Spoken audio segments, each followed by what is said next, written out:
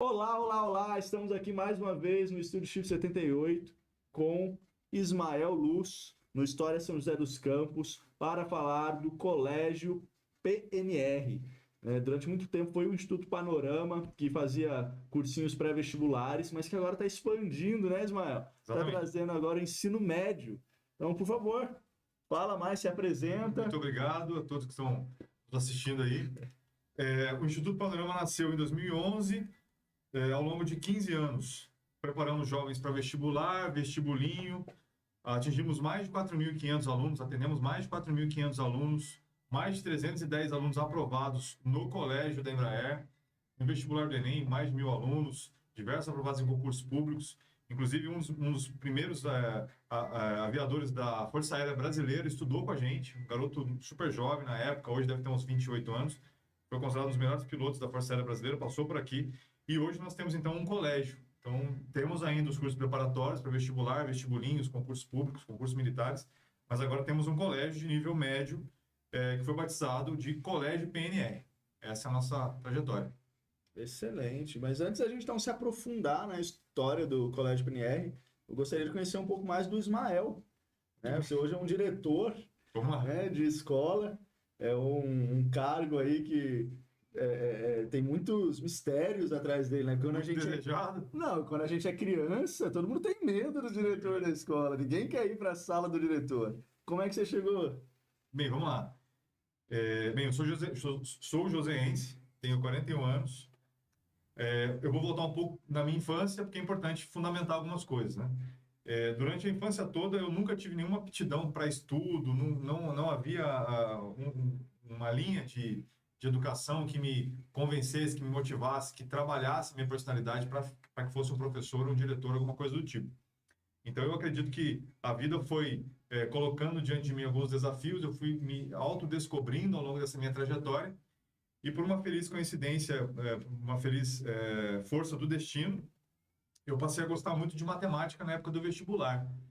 Então, fui fazer vestibular aos 18 anos, 18, 19 anos, comecei a gostar muito de estudar matemática, depois já de formado no ensino médio, comecei a estudar bastante matemática, física, química, comecei a entender, de fato, o mundo da ciência, o mundo da filosofia, da cultura, do conhecimento, comecei a gostar, e logo após essa fase do vestibular, que durou aí 2, 3 anos, eu me identifiquei como professor. Eu falei, além do vestibular em si, eu gosto de dar aula, eu quero dar aula. Então foi quando eu tive a decisão de abrir um CNPJ, por volta dos 23, 24 anos, abri um CNPJ. Como todo empreendedor que está começando, após a abertura do CNPJ, eu não sabia muito o que fazer. Aluguei uma sala de aula, né? Uma sala, uma sala como essa aqui, um estúdio, né? Como esse, desse tamanho mais ou menos, e comecei a dar aula particular. Um ano se passou e daí eu recebi uma proposta para expandir um pouco, ir para um outro lugar um pouco maior, e fui construindo então uma trajetória nos cursos preparatórios para vestibular e vestibulinho. E a partir daí, naturalmente, eu já tive que me posicionar como um diretor, obviamente, né? Mesmo dando as aulas o tempo todo, estando em sala de aula o tempo todo como professor, quem idealizava os projetos, quem pensava, quem contratava os professores, quem trazia, de fato, toda essa organização era eu. Então, eu sempre fui o diretor, logo que a empresa se fundamentou, logo que a empresa passou a existir, eu era, de fato, o gestor, né? O gestor, o idealizador. Então, o diretor nasceu com a empresa, na verdade. Não houve uma diferenciação entre o diretor e o empresário.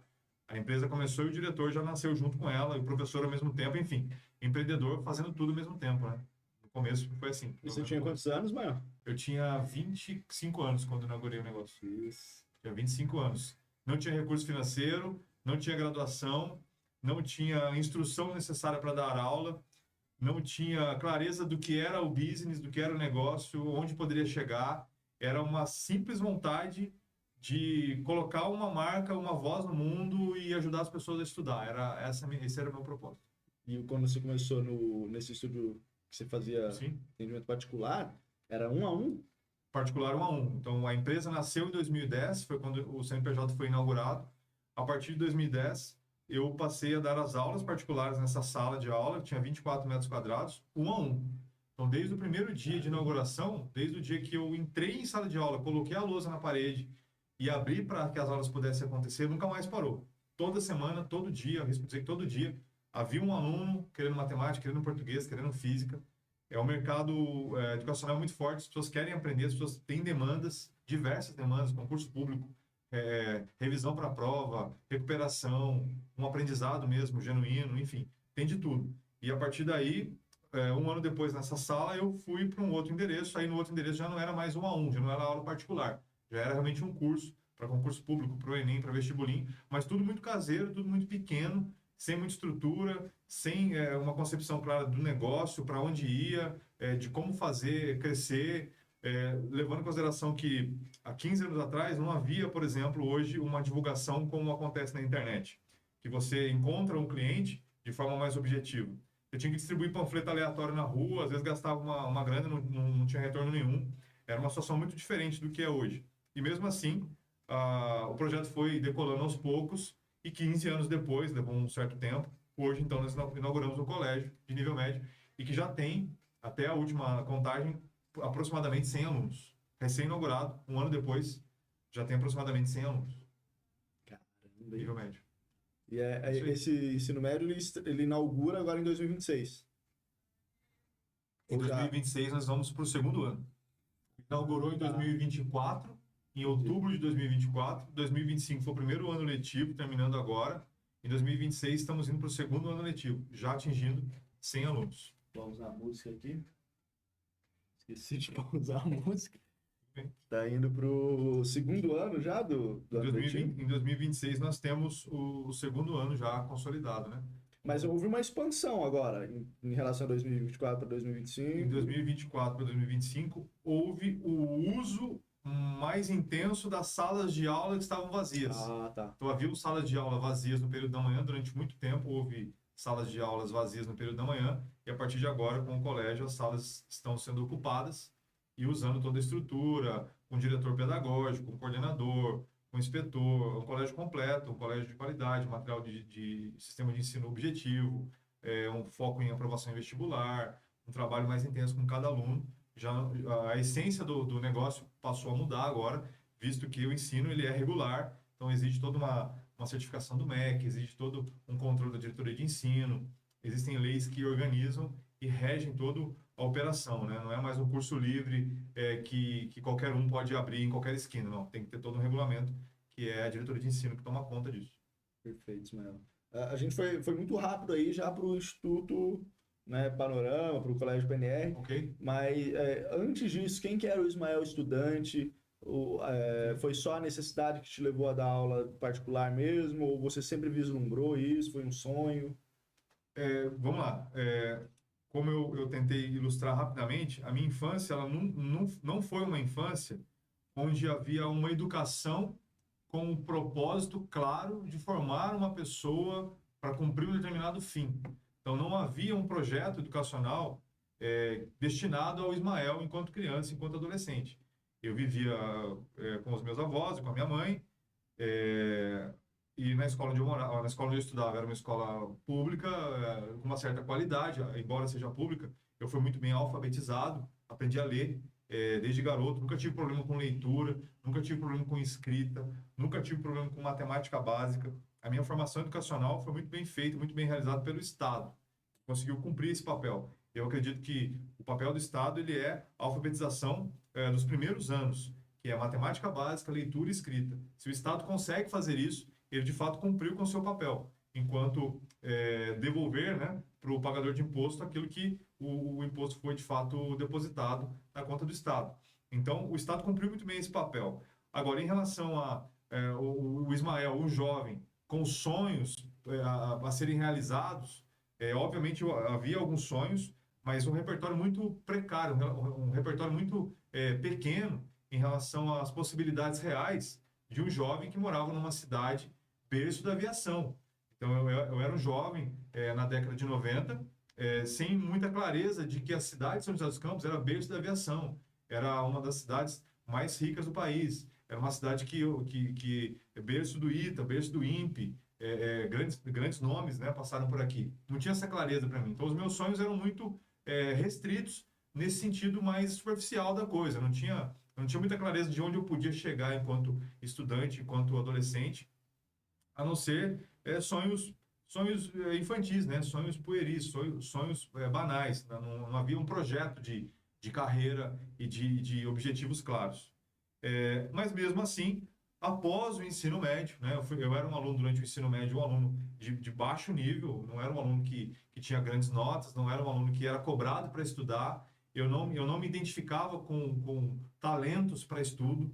Eu nunca identifiquei em mim um potencial para estudo, um potencial para vestibular, um potencial para dar aula. Muito pelo contrário, eu era um aluno mediano para baixo, com baixa estima, inclusive, em relação ao estudo, em relação ao conhecimento.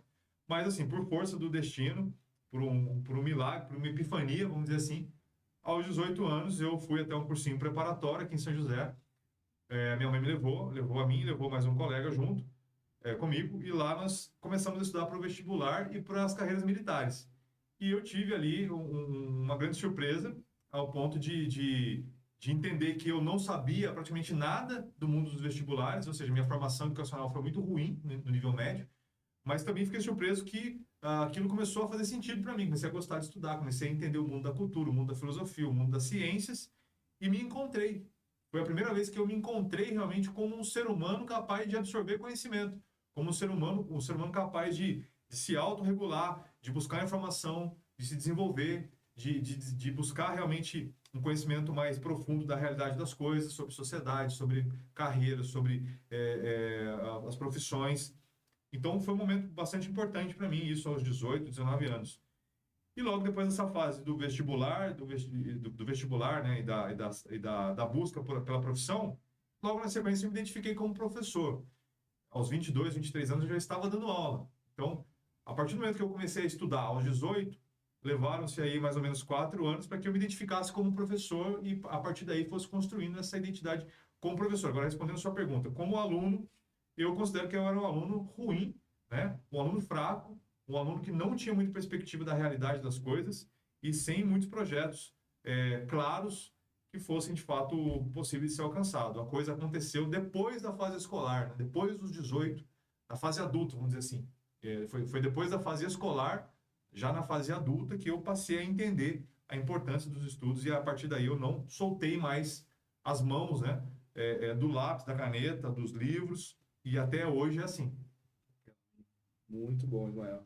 E você disse, né, que apesar de ter feito escola pública, né, educação básica na escola pública, você teve uma boa formação. Então, Excelente acho formação. que a gente concorda, mas assim, a gente concorda que na maioria das vezes essa não é a realidade, né? A educação básica, eu acho, no Brasil, ela enfrenta alguns desafios e ao seu ver, eu não sei se você concorda com isso ou não, Ok. mas ao seu ver, se você concordar, qual que é o gargalo que acontece para que ela não seja tão eficiente? Os problemas da educação pública, eles são muitos. Eu vou citar alguns deles para que a gente possa, aos poucos, ir entendendo. O princípio da educação é que o aluno tenha um certo nível de instrução. Então, o aluno que está sendo educado, ele precisa ir até um local onde ele vai receber um certo número de instrução, né? Mas antes dessa instrução poder ser dada, esse aluno tem que estar bem cuidado em casa, ele tem que ter um ambiente familiar adequado, um ambiente familiar não violento, um ambiente familiar minimamente organizado, para que ele organize a sua estrutura mental, para que ele tenha um ambiente familiar em casa que possibilite, proporcione uma vida de estudos adequada. Então, a família basilar, a família tem que estar muito bem organizada, muito bem ajustada para que esse aluno entenda que ele tem psicologicamente uma estrutura que possibilite a ele ir para um momento de estudo e a partir dali receber um nível de instrução. No Brasil, nós sabemos que as famílias, de uma forma geral, têm alguma dificuldade já na sua própria essência, na sua própria estrutura familiar. Às vezes o pai tem que trabalhar o dia todo, às vezes a mãe tem que trabalhar o dia todo, o aluno, às vezes a criança não tem o respaldo, né, do familiar em casa, às vezes não tem nem recursos financeiros para ter um material didático decente, não tem acesso a boa alimentação. Então já é um problema que vem antes do próprio ensino, propriamente dito, né? Então eu acredito muito nisso. Uma vez solucionados esses princípios básicos, né, de saúde, de organização da família, etc., o aluno, quando ele está sendo instruído, ele precisa executar a memória dele, né? Então, um aluno, para desenvolver as suas habilidades, ele precisa receber as instruções básicas, o letramento básico, né? A gramática, a leitura, a matemática básica, a repetição dos exercícios, o fortalecimento da sua memória. E nós sabemos hoje que na escola pública existe um excedente de alunos, né? O número de alunos por sala de aula é um número muito elevado. Então, o professor hoje, a rede pública, não consegue dar conta de cuidar de tantas crianças ao mesmo tempo, né? Porque são crianças, são jovens, têm dificuldades ali inerentes à própria idade, pode haver entre os alunos ali algum aluno que realmente tem um problema mais sério, um problema de saúde mais sério que tem que ser levado em consideração. Então, o primeiro problema a ser resolvido é a estrutura familiar. O segundo problema a ser resolvido é uma atenção dedicada para esse aluno, onde o professor possa cuidar de um a um, né? De uma maneira organizada, sem que haja um excedente de alunos em sala de aula. E hoje no Brasil nós sabemos que as salas de aula são bem lotadas. E o segundo momento é fazer com que a educação fundamental, a educação básica, receba uma grande quantia de investimento para que esse investimento realmente fortaleça a base da educação, para que esse aluno chegue no nível médio com uma clareza gramatical, com uma clareza intelectual, com uma clareza na parte de raciocínio lógico, raciocínio matemático, e então ele possa partir para o vestibular. E no Brasil hoje há um excesso de investimento no nível superior, né? Paga-se muito bem para professores universitários, para professores hoje no final, né, da formação acadêmica desse aluno, e paga-se muito pouco na formação infantil, né? Então, eu acredito que teríamos que inverter essa curva, destinar mais recursos para a educação infantil, para a educação de base, e menos recursos já na fase final, como os países aí que são pioneiros, né? A tecnologia, os países que são mais de ponta nesse modelo de educação. Então, é mais ou menos isso. Então, são vários gargalos, né? São vários gargalos. A necessidade básica ali, Exato. a financeira, os recursos. Exatamente, exatamente. Perfeito. Exatamente, porque quando você faz uma análise mais detalhada da coisa, não há como você colocar crianças para competir entre elas se algumas tiveram muito, né, receberam muito da família, receberam muito da escola, receberam muito da sociedade, e uma outra categoria de crianças não tiveram nem minimamente uma estrutura familiar organizada que desse condições para que ela pudesse ir, então, para uma competição, desenvolver seus talentos, desenvolver as suas potencialidades. Então, é necessário, obviamente, um equilíbrio, né, nessa régua, para que as pessoas possam ter um nível de educação suficiente para competir entre si, né? E, obviamente, haverá talentos tanto para pessoas que têm, no meio onde há pessoas com muito poder aquisitivo, haverá talentos, e no meio onde há pessoas com poder aquisitivo econômico também inferior, haverá talentos. O importante é fazer com que todas elas recebam o máximo de instrução possível, né? A ponto de que possam competir no mercado de trabalho, competir no mercado econômico, financeiro, enfim. O importante é que o Estado possibilite a essas crianças todas o que eu acabei de dizer: matemática básica, leitura e escrita, e naturalmente haja um investimento mais robusto nessa fase, que é a primeira infância. Excelente. Se eu não me engano, eu acho que Brecht, que tem uma frase que ele fala que é difícil pensar em filosofia de barriga vazia. Exatamente. Exatamente. Justamente. Complica um pouco. Esse é o princípio. Tenho agora, né, o Colégio PNR, ele veio dessa base do cursinho pré-vestibular, né? E o vestibular, a gente sabe, a gente tem aquela matéria que tem que estudar, memorizar. E como que vocês balanceiam essa questão entre memorização, decorar conteúdo e, de fato, aprender a pensar? Vamos lá. Aprender a pensar e decorar conteúdo, na minha forma de entender educação, são coisas que se aproximam muito e não se distanciam muito. A mente humana, ela se baseia na realidade, na apreensão dos sentidos, ou seja, você está diante de uma realidade, a sua capacidade de perceber a realidade gera na sua mente os símbolos, os conceitos, as ideias, para que só então depois você possa representá-las, para que depois então você possa exprimi-las, para que depois você possa então apresentá-las de forma organizada por meio da sua inteligência. Então, o processo cognitivo, o processo de aprendizado, ele funciona a partir do momento que você está diante da realidade, recebe essas informações por meio da visão, do tato, do paladar, do olfato, por meio dos sentidos, organiza essas informações por meio de ideias, de símbolos, de códigos, e a partir daí gera-se o conhecimento, gera-se o pensamento, gera-se a inteligência.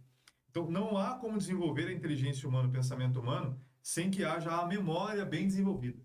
Então, decorar as coisas é a base para o conhecimento.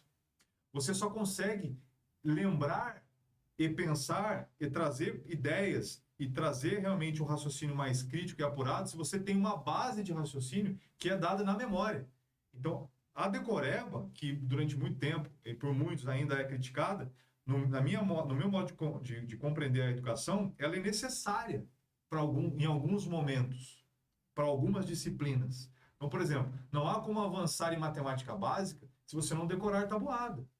Não há como você avançar em matemática básica se você não entender as operações básicas da soma, da divisão, da multiplicação. Então, você precisa decorar os códigos matemáticos, decorar a linguagem matemática, decorar os símbolos que aquela disciplina exige para que você possa avançar, então, no desenvolvimento dela, na compreensão dela. Então, a decoreba, né, a memorização, melhor dizendo, a memorização, a forma de guardar, reter o conteúdo, é a base da inteligência, é a base do pensamento.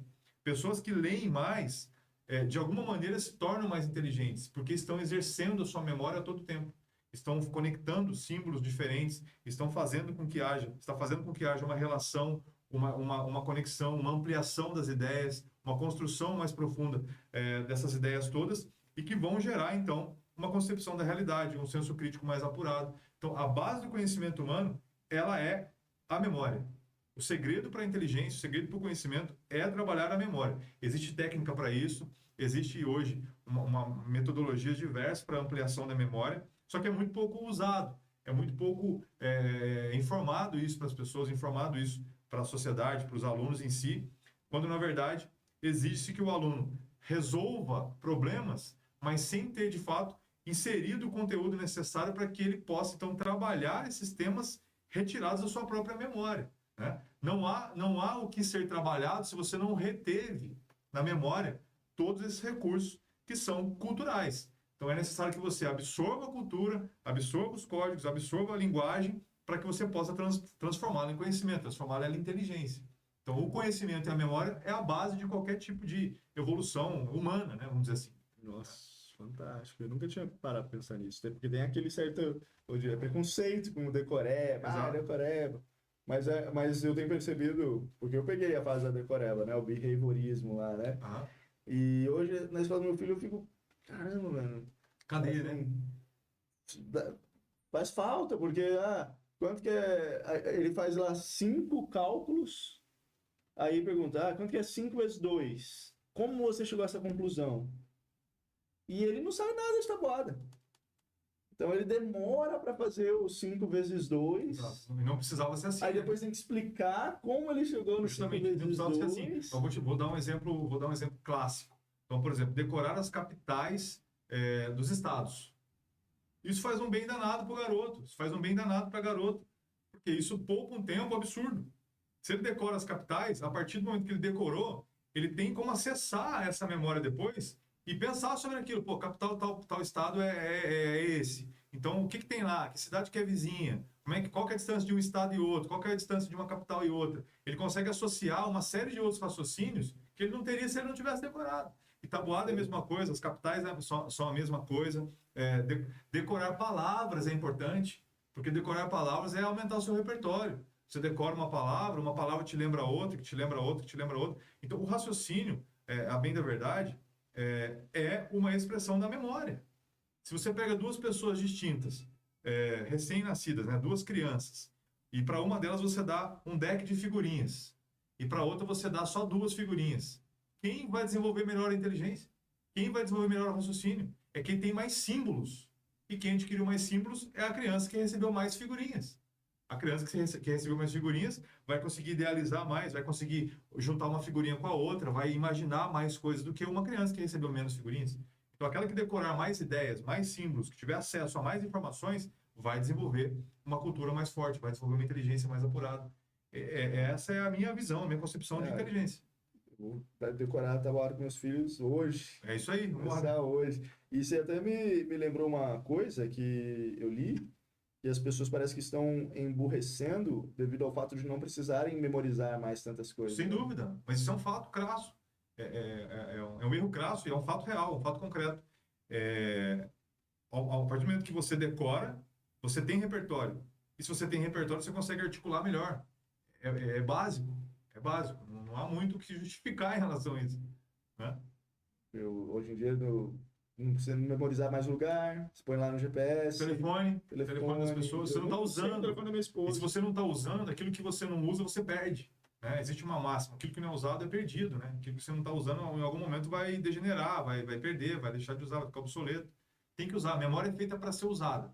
Né? E eu sou um adepto da leitura. Por meio da leitura é a melhor forma que o ser humano tem, ainda, né, no presente, de absorver conteúdo. Né? Você pega um livro sobre economia, você consegue absorver conteúdo, culinária, arquitetura, é a melhor forma. Porque ninguém tem acesso a especialistas humanos o tempo todo para ficar conversando contigo, te ensinando. Então, quando você tem um livro diante de você, se você lê aquilo, absorveu, fez as anotações, recorreu ao livro depois, você exerceu sua memória, armazenou as informações necessárias, e quando você tiver que recorrer àquilo, certamente a sua memória terá retido algumas informações. Não tudo, obviamente, né? Mas é uma forma de você desenvolver a sua inteligência por meio da leitura. É fundamental, a leitura é fundamental. Excelente. E aí você me dá um gancho agora para falar da inteligência artificial, né? A gente está no comecinho aí da era da informação, engatinhando, e já chega esse monstro aí que é a inteligência artificial, que vai nos deixar ainda mais preguiçosos, né? Justamente. Qual é o seu pensamento sobre a inteligência artificial? Bem, o pensamento que eu tenho sobre inteligência artificial, ele ainda está sendo construído, obviamente, pelo fato de que a inteligência artificial está aí faz pouco tempo, né? Comercialmente falando, ela surgiu para a gente há 2, 3 anos e não vai voltar mais, né? Então, nós teremos que conviver com a inteligência artificial a todo momento. O fato a vida humana, a história humana, ela é dada pelas evoluções, pelas transformações, pelas revoluções, pelas mudanças que aconteceram ao longo de todos os períodos, né? E toda vez que você tem um avanço em uma determinada área, provavelmente você perde o conhecimento que você teve em uma outra área, né? Você desenvolveu, de repente, uma habilidade, mas você teve que perder uma outra. Você desenvolveu um determinado talento, ou uma determinada tecnologia surgiu, uma outra tecnologia deixou de existir. Então, sempre uma nova tecnologia, um novo conceito, uma nova evolução abre espaço para novas possibilidades, mas você, então, deixa de ter um lastro, né, em alguns momentos, do que foi construído até então. Com esse momento da inteligência artificial, essa nova fase humana, eu entendo que, a partir de agora, não é simplesmente uma evolução, não é mais uma continuidade, não é mais um acréscimo da cultura humana, é uma fase realmente nova e disruptiva. Não é uma simples mudança, não é um simples movimento evolutivo. Há uma ruptura total com o que nós chamávamos de sociedade, de conhecimento, de inteligência, de economia, de ética, de valores, de globalização. Houve uma mudança total e radical por conta do advento da tecnologia de inteligência artificial.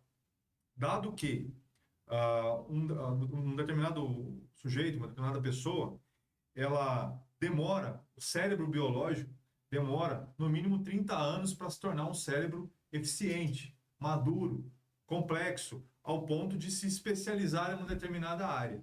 Então, uma criança nasce, ela passa pela educação regular, estuda em média de 12 a 15 anos, dependendo do país. Em alguns países chega a estudar até 18 anos na escola regular. E aí ela vai para uma faculdade, na faculdade ela se especializa, faz um mestrado, um doutorado, e aos 30, 35 anos, o cérebro biológico, então, está maduro o suficiente, especializado o suficiente para que essa inteligência execute algumas tarefas típicas daquela área que se estudou, né? Então, você pega uma pessoa especialista em genética, ela levou 30 anos ali, 35 anos estudando durante a vida toda dela para se especializar em genética, para resolver alguns problemas de genética, para compreender o campo da genética de uma forma completa, vamos dizer assim.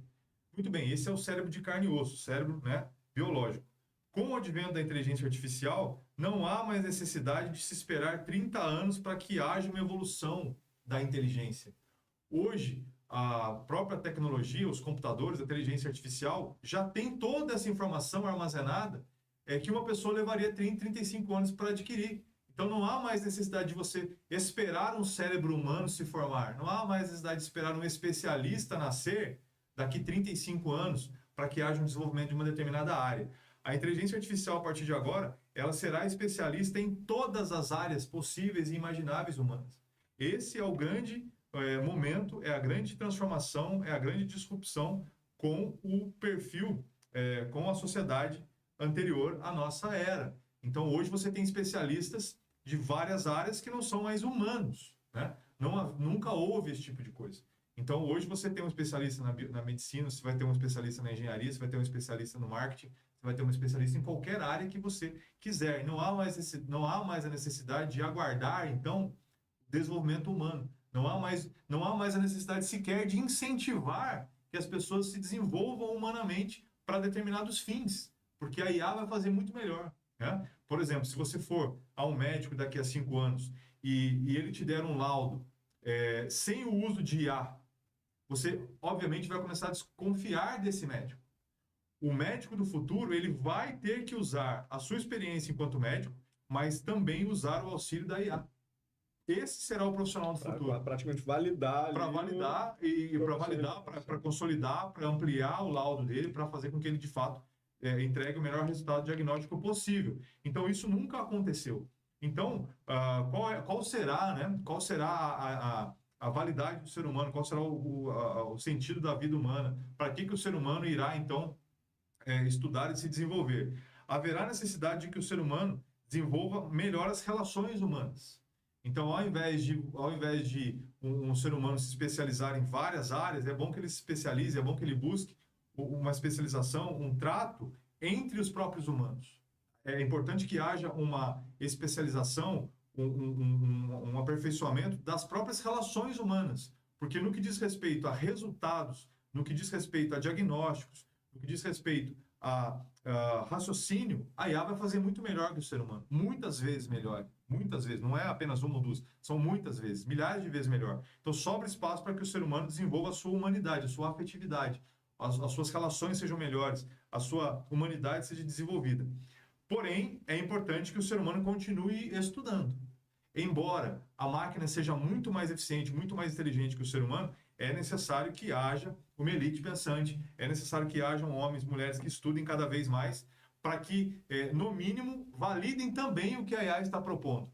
Validem também a questão ética que a IA irá trazer, né? E valide também tudo isso que nós chamamos de tecnologia via IA. Porque se ninguém acompanhar o desenvolvimento da IA, não haverá ninguém checando, de fato, para onde a coisa está caminhando, para onde, de fato, eticamente, moralmente, civilizacionalmente, a tecnologia está para onde ela está apontando. Então, é mais ou menos essa leitura que eu faço da IA. Excelente. E a inteligência artificial, como que você acha que ela pode se tornar uma aliada para o professor e para o aluno?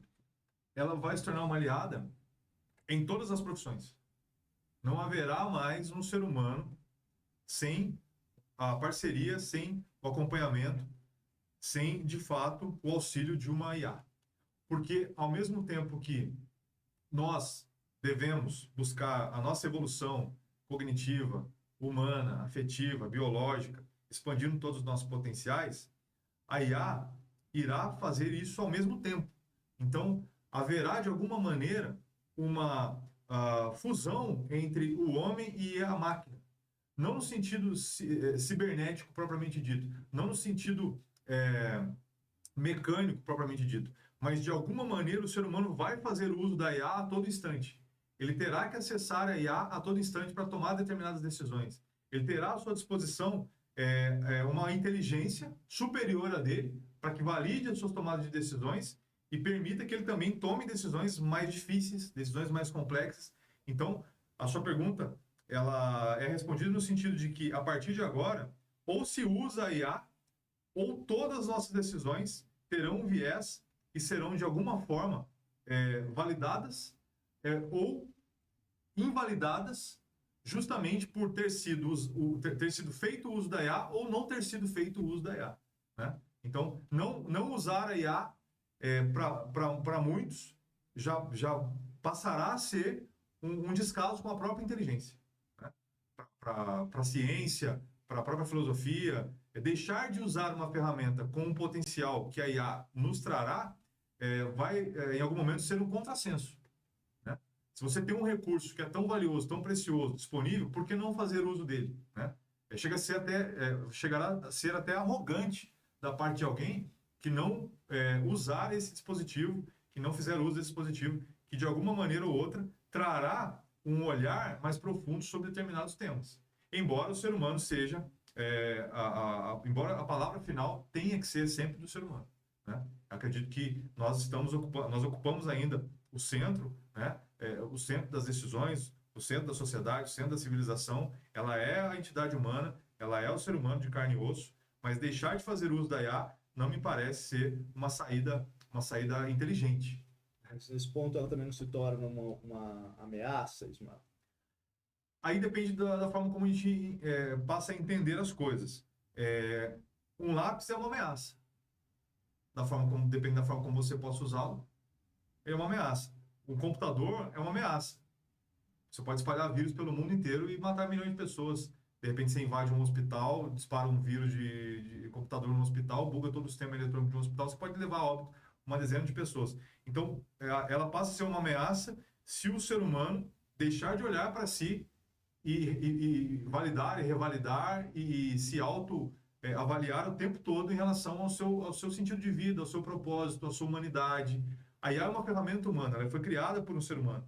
Né? Ela poderá sim ser uma ameaça, dependendo da forma como ela for construída, dependendo dos fins que passarem a ser usados, né? A serem buscados pelos idealizadores da IA. Ela pode ser uma ameaça dependendo de como as nações irão investir, quais são os protocolos de segurança. Assim como uma bomba atômica é uma ameaça hoje, ainda em dia, a IA certamente poderá ser uma ameaça e não há como voltar atrás. A IA ela não veio simplesmente para sumir, para sair daqui um minuto como um aplicativo de celular ou como uma moda. Não, a IA veio para chegar, ela não tem previsão para sair, ela vai atingir um grau de inteligência absurda e nós teremos que nos adequar a isso. Não há uma volta, não há uma mudança de paradigma nesse sentido. Ela chegou e ela não sairá mais do que nós entendemos ser a sociedade, a civilização, jamais deixará de conviver com a IA. Mas eu digo também no sentido assim, de substituir os professores, substituir diversas profissões. Eu acredito que o ser humano ele é inteligente o suficiente para que, mesmo ao ser substituído pela IA, ele possa encontrar o seu sentido. Eu acredito muito nisso, tenho essa fé, tenho essa esperança de que mesmo não tendo mais os espaços que nós temos hoje, é possível se renovar, é possível criar, é possível se inovar, se transformar e propor um novo modelo de sociedade, propor um novo modelo de ser humano, e terá que ser assim. Né? Afinal de contas, a IA ela trará também muitos benefícios. Benefícios na genética, benefícios na cura de doenças, benefício no trabalho, benefício na educação, benefício na forma como nós fazemos negócio, benefício em diversas áreas. Então, eu entendo que as coisas não são simplesmente apenas um lado. Existem 2 lados, 3 lados, múltiplos lados. Né? Da mesma forma que existe um lado negativo na IA, também existem muitas positividades, também existem muitos recursos que farão um bem para a sociedade, para as pessoas, para a saúde, para todas as áreas, né? Onde há, de fato, necessidade de melhoria. A IA trará esses resultados. Em relação ao que tem de ruim, eu acredito que toda a tecnologia ela traz também um efeito negativo. Por mais positivo que uma tecnologia seja, ela também atrapalha um determinado setor, ela também dificulta algumas relações humanas, mas ela também pode ser útil para melhorar muito a vida do ser humano, e eu acredito que esse é um caminho que a gente tem que olhar. Excelente. E como que hoje você pensa em incorporar a inteligência artificial no Colégio PNR? Eu acredito que a inteligência artificial no Colégio PNR ela tem que ser introduzida de uma forma muito simples e objetiva.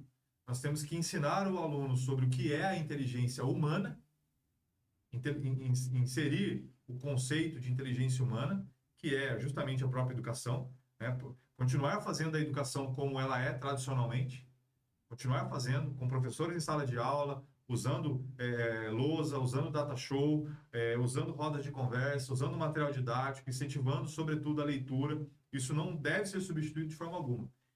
Após esse momento de educação tradicional, tem que se abrir para os jovens um momento onde ele possa ter contato com a tecnologia de IA. Ele possa saber o que é, possa fazer uma experiência com IA, possa criar alguma coisa usando a IA, possa desenvolver, possa buscar mais conhecimento com a IA, possa interagir entre eles, né, entre um aluno e outro, usando a tecnologia de IA. Isso é importante que seja feito. E no segundo momento, tentar mesclar as duas coisas, né? Permitir que o aluno, com a sua própria inteligência humana, com o seu próprio cérebro, fazendo uso da IA, possa inovar, possa trazer um projeto novo, possa escrever um texto, possa escrever uma poesia, possa escrever uma música, possa fazer o que ele quiser, desde que esteja dentro dos princípios éticos, princípios morais, princípios civilizacionais. Não, eu não acredito num limite para o uso da inteligência, de inteligência artificial. Eu não acredito que a premissa tem que ser essa. Nós temos que usar ilimitadamente, desde que haja uma formação moral, ética, civilizacional, uma educação profunda, onde o ser humano entenda o seu verdadeiro papel na sociedade, seu verdadeiro papel no mundo, seu verdadeiro papel no universo, e a partir daí, então, faça uso de todas as tecnologias que estão à disposição, que estão disponíveis. O ser humano é livre. A partir do momento que a gente entende que o ser humano é livre, tudo é possível, desde que a liberdade de si e do outro seja respeitada. Eu parto dessa premissa, e educação tornar o ser humano livre. Né? A educação ela tem esse viés, ela tem esse princípio. Tornar o ser humano cada vez mais livre, revelando as suas mazelas, revelando as suas dificuldades, revelando a sua mortalidade, embora a IA também traga, né, essa ideia de que é possível viver mais. Já se diz que a IA irá possibilitar a vida, né, a extensão da vida por mais de 100 anos, 120 anos, 1000 anos, já estou ouvindo falar sobre isso. Então, mas antes disso tudo acontecer, o olhar da educação tem que ser no sentido de tornar o ser humano livre, tornar o ser humano, trazer para o ser humano um senso de responsabilidade, um senso até mesmo de imortalidade, porque o que se faz nessa terra, o que se faz nesse plano dura para sempre, embora a morte exista, o que você faz dura, o que você faz continua, de alguma forma tem um efeito na sociedade, um efeito no mundo, e educação é tudo isso. Educação é algo muito complexo, né? Para se definir com palavras, mas de forma muito, muito simples. O papel do professor, enquanto professor, é tirar o melhor do aluno, é extrair o melhor do aluno, a parte mais humana desse aluno, né? A raiz da palavra educação é ex ducere, ou seja, retirar de dentro, né? Trazer para fora, né? Liderar, fazer com que o aluno lidere a si próprio, né? A palavra dute é liderança, é guiamento. Então o professor tem essa obrigação, essa missão, esse dever de tirar de dentro do aluno, ex ducere, tirar de dentro o quê? Tirar de dentro o melhor que ele tem. E o melhor que ele tem é a sua personalidade, a sua humanidade, são os seus valores, são os seus princípios, e fazer com que ele tenha a responsabilidade pelo que ele passou a ser. Essa é a função da educação. A IA é um complemento disso. Excelente. E sobre o... Tá excelente a conversa. Toda hora eu falo aqui, excelente, excelente, excelente, porque tá excelente mesmo. E o Colégio PNR, ele tem altos índices, né, de aprovação. Quais que são as práticas pedagógicas que contribuíram para isso? O Colégio PNR, hoje, é um ensino médio que nasceu devido a uma longa trajetória de um curso preparatório. Então, o curso preparatório ele não tem a obrigação de educar. O curso preparatório ele é um curso preparatório. Ou seja, ele é um momento em que o aluno recebe a instrução para que seja feita uma prova e que ele obtenha o melhor resultado possível. Isso é um curso preparatório. Então, os resultados do Colégio PNR, de fato, ainda não ocorreram, no sentido de que nós não preparamos ninguém do colégio para fazer provas, mas nós preparamos os alunos do vestibular e do vestibulim. Os resultados do colégio são reflexo do vestibular e do vestibulim. No vestibulim, aprovamos mais de 310 alunos no Colégio da Embraer e centenas de outros alunos na ETEC, no Instituto Federal e outras escolas. No Enem, foram mais de 1.000 aprovados no Enem, diversas escolas públicas como o USP, Unesp, Unicamp, entre outras. Concursos públicos, algumas aprovações, carreiras militares, algumas aprovações.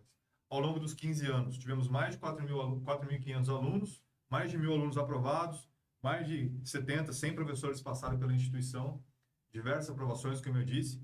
E o que é feito lá para que haja esse resultado? Nada demais.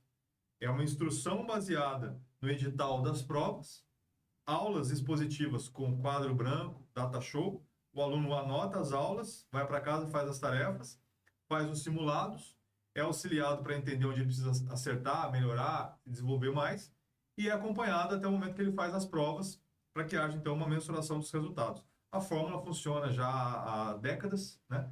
Nasceu com o sistema objetivo, nasceu com o sistema ângulo, nasceu com outros sistemas preparatórios para vestibular e vestibulinho, carreiras militares, né? Que é muito antigo esse processo seletivo.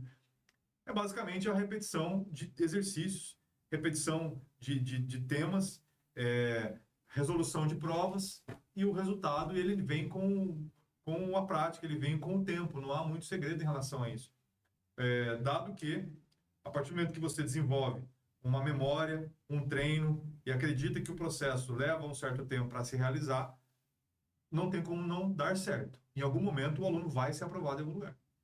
Perfeito, nada demais, mas vocês estão tendo resultados Estão tendo resultado há 15 muito anos. acima do que outros colégios vêm tendo. Exato. Então, isso se deve a algo diferente aí. Você não quer revelar o segredo pra gente. Algo diferente é o trabalho diário, né? E sobretudo, o aluno que nos procura, ele de fato tem algo a mais.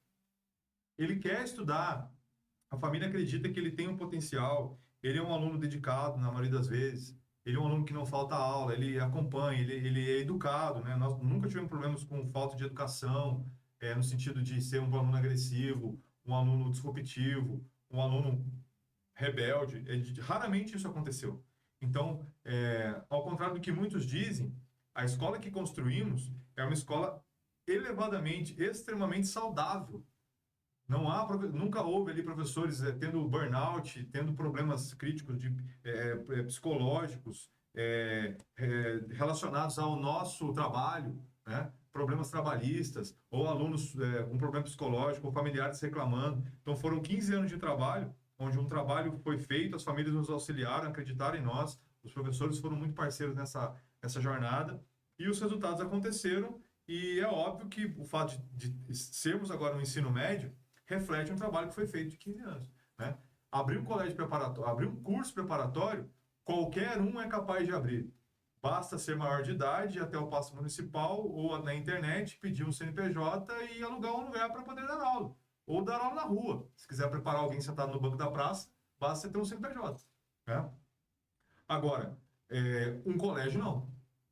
Para que você possa abrir um colégio, ou você vai ter que investir uma cifra alta de milhões para inaugurar um ponto novo, mobília nova, professores novos, um corpo docente, um corpo administrativo, marketing. Nós estamos falando de cifra de milhões. Ou você vai começar como eu comecei, com um panfleto, com uma caneta, com um aluno, com um livro, com uma cópia, dia após dia, ano após ano, dia após dia, durante 15 anos, para que então o fruto seja desenvolvido e a gente possa ter um colégio como temos hoje.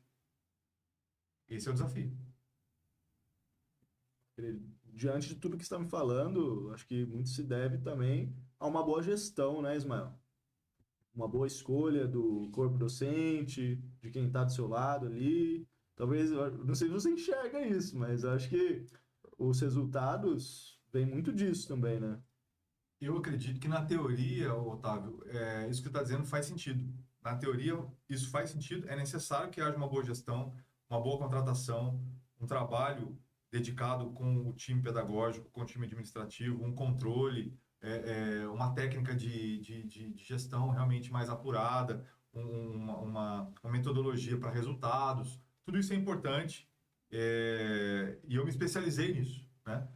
Eu sou formado em engenharia civil, eu tenho uma pós-graduação em gestão de empresa, justamente porque eu entendi que um curso de gestão de empresa iria me trazer um olhar mais crítico, um olhar mais especializado, um olhar melhor como gestor, como um homem de negócios, como alguém que visa resultados, que busca uma metodologia para ser mais eficaz, ser mais eficiente e trazer, sobretudo, também o lucro devido para a empresa. Isso é importante. Mas a minha carreira não começou dessa forma.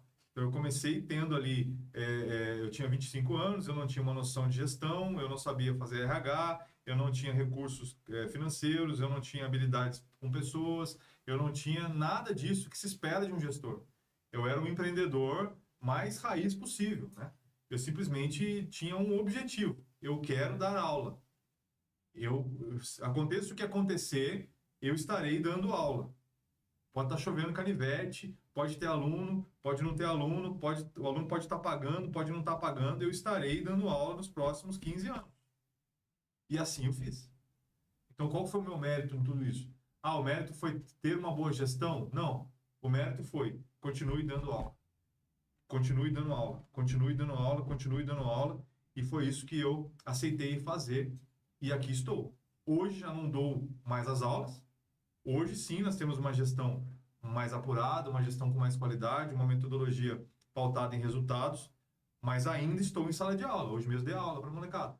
Então, assim, é importante dar aula, é o dom que eu tenho, é um estímulo que eu tenho, que eu gosto de fazer, sei fazer bem feito, mas ao longo da minha trajetória, a gestão ficou em segundo plano. Isso, obviamente, acarretou um retardo no processo, acarretou uma certa lentidão, né, na evolução do negócio, mas chegamos até aqui porque eu estava no front. Eu estava dentro da sala de aula, onde era necessário, onde, de fato, a entrega tinha que acontecer, né? Que é com a aula, que é com a caneta na mão, que é com o giz na mão, que é com a palavra, que é com o conhecimento ali compartilhado com os alunos. Então, esse foi o meu legado. Pode ser que não funcione para todo mundo, pode ser que funcione para um ou outro. Não recomendo fazer da forma como eu fiz. Eu acho que o que eu fiz foi o que eu fiz. Não tem fórmula mágica para ter um negócio na área educacional. A fórmula é, faça o que você sabe fazer de melhor. E assim eu fiz. E chegamos até aqui. Foi isso. Bom mesmo. Obrigado pela conversa, muito inspiradora. Obrigado. Agora eu vou te pedir, por favor, faz uma chamada aí pro pessoal. Pro colégio? Exatamente, que quer começar aí 2026, né, no primeiro, no segundo, terceiro. Primeiro, segundo e terceiro, já tá fazendo? Já temos para o ano que vem terceiro, segundo e primeiro ano, completando todo o circuito, né? Já atingimos praticamente 100 alunos, capacidade máxima do colégio de 150, 160 alunos. E as pessoas que estão nos assistindo, que gostaram da conversa, o meu convite é, venha me conhecer pessoalmente, para que a gente possa ajudá-lo, instruí-lo, para que a gente possa oferecer o máximo de conhecimento que a gente conquistou ao longo desse ano, conhecer a proposta do colégio, conhecer o nosso material didático, conhecer os nossos professores, a nossa estrutura. Eu tenho certeza que uma família que confia no teu filho, confia na sua filha, confia no nosso projeto, acompanha o resultado educacional, tem muito a colher com a gente e com certeza iremos ser muito, muito felizes ao longo dessa trajetória educacional e fazer com que esse jovem, essa garota, esse garoto saia dali realizado e com um senso de humanidade, com um senso de propósito mais apurado e possa ser muito feliz aí na decisão educacional e durante a vida toda. Perfeito, Ismael. Muito obrigado pela conversa. Obrigado por confiar em mim, sua história, muito fantástico. Valeu. E eu saio com vontade de conversar ainda muito mais contigo. Espero que a gente possa voltar a falar de outros assuntos aí. Vamos embora. Beleza? Vocês ouviram, né?